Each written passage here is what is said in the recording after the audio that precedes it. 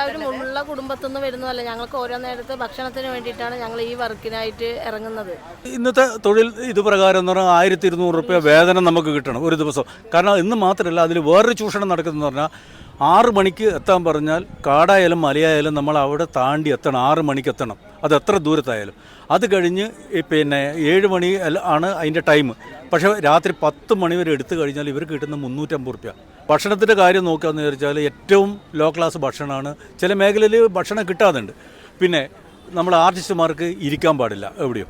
അവർ മറ്റ് ആർട്ടിസ്റ്റുകൾ മറ്റുള്ളവർ വരുമ്പോൾ അല്ലെങ്കിൽ തൊഴുതു നിന്നോളണം. രാവിലെ മുതൽ വൈകുന്നേരം വരെ ഒരു ഇരിക്കാൻ പോലും സൗകര്യം കൂടെ. ഇരുന്ന് കഴിഞ്ഞാൽ അവർ കസേല എടുത്തിട്ട് മാറ്റുന്ന അവസ്ഥയുണ്ട്.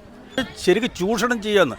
ശരിക്കും ഇതെല്ലാം മനുഷ്യാവകാശ കമ്മീഷൻ ഇടപെട്ടിട്ട് എന്ന് പറഞ്ഞാൽ ഇതിൽ പിന്നെ ഇതെടുക്കേണ്ടതാണ്. കാരണം 350 രൂപ എന്തിനു മതിയാവും? രാവിലെ 7 മണിക്ക് വന്നിട്ട് രാത്രി 12 മണി വരെ വന്നിട്ട്. എന്ന് മാത്രമല്ല, അവർ കേൾക്കാതെ തെറികളില്ല. കാരണം എന്ന് പറഞ്ഞാൽ നമ്മളൊരു പിന്നെ മെയിൻ ആർട്ടിസ്റ്റ് വരുമ്പോൾ നമ്മൾ എത്രയോ ദൂരം മാറി നിൽക്കണം. കാരണം മുമ്പത്തെ അടിയാൻ ഈ വ്യവസ്ഥയില്ലേ, ആ വ്യവസ്ഥ ജമ്മി കുടിയാൻ വ്യവസ്ഥ പോലെയാണ് സിനിമയിലൂടെ നടന്നുകൊണ്ടിരിക്കുന്നത്. അപ്പോൾ കഴിക്കാതിരിക്കുമ്പോൾ സമയത്തായിക്കോട്ടെ അവർ വന്നു കഴിഞ്ഞാൽ ഞങ്ങൾ മാറി നിൽക്കണം, മാറി നിന്നോളണം. അല്ലെങ്കിൽ നമ്മൾ അവിടെ ചീത്ത പറയും. നമ്മുടെ കോർഡിനേറ്റർ വിളിച്ച് നമ്മളെ ചീത്ത പറയും. അങ്ങനെ നിൽക്കാൻ പാടില്ല. പിന്നെ അടുത്ത ഷൂട്ടിന് നമ്മളെ വിളിക്കാറേ ഇല്ല. 6 മണിക്ക് നമ്മൾ ലൊക്കേഷനിൽ എത്തിയിട്ടില്ലെങ്കിൽ ഓരോ സ്ത്രീകളായിക്കോട്ടെ, കുട്ടികളുള്ളവരും സ്ത്രീകളും പുരുഷന്മാരും വയസ്സായവരും ഇവരൊക്കെ വരുന്നത് ബസ് പിടിച്ചിട്ടും ഓട്ടോ പിടിച്ചിട്ടും കയ്യിൽ നിന്ന് കാശ് എടുത്തിട്ടൊക്കെ പോവുക. ലൊക്കേഷൻ എത്തിയാൽ ഇവർ ചെയ്യേണ്ടത് എന്താ പറഞ്ഞാൽ 6 മണിക്ക് പോയത് നമ്മൾ ഫുഡ് കഴിക്കാൻ നിൽക്കുമ്പോൾ ചിലപ്പോൾ ഫുഡ് കഴിക്കാൻ സമ്മതിക്കില്ല. അപ്പോഴേക്കും ഷൂട്ട് തുടങ്ങാനായി. പോയി ഷൂട്ടിൽ നിൽക്കാൻ പറയും. ഷൂട്ടിൽ നിൽക്കുക. നമ്മൾ വീട്ടിൽ നിന്ന് പോകുമ്പോൾ നമ്മൾ അവിടെ ഷൂട്ടിന് അവർ വേണ്ട ഡ്രസ്സുകൾ ഇവരാരും തരില്ല.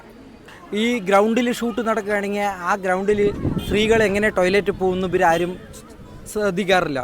സ്ത്രീകൾക്ക് അവിടെ എവിടെയെങ്കിലും പോയി പബ്ലിക് പ്ലേസിൽ പോയിട്ട് ഡ്രസ്സ് മാറാനാണ് പറയുന്നത്. എങ്ങനെ മാറും? ഇവർക്കും അമ്മയും മങ്ങന്മാരൊന്നും ഇല്ലേ? നമസ്കാരം, അനൂസാണ്. അപ്പോൾ ഞാനിന്ന് കുറച്ച് ജൂനിയർ ആർട്ടിസ്റ്റുകളെ പരിചയപ്പെടുത്തുന്നത്. നമ്മൾ മലയാള സിനിമയിൽ ഒരുപാട് ജൂനിയർ ആർട്ടിസ്റ്റുകൾ ചൂഷണവും കാര്യങ്ങളൊക്കെ നേരിടുന്നുണ്ട്. അപ്പോൾ അവരോട് തന്നെ നമുക്ക് അതിനെക്കുറിച്ച് ചോദിക്കാം. ചേട്ടാ നമസ്കാരം. ചേട്ടൻ്റെ പേരെന്തായിരുന്നു? എൻ്റെ പേര് രമേശ്.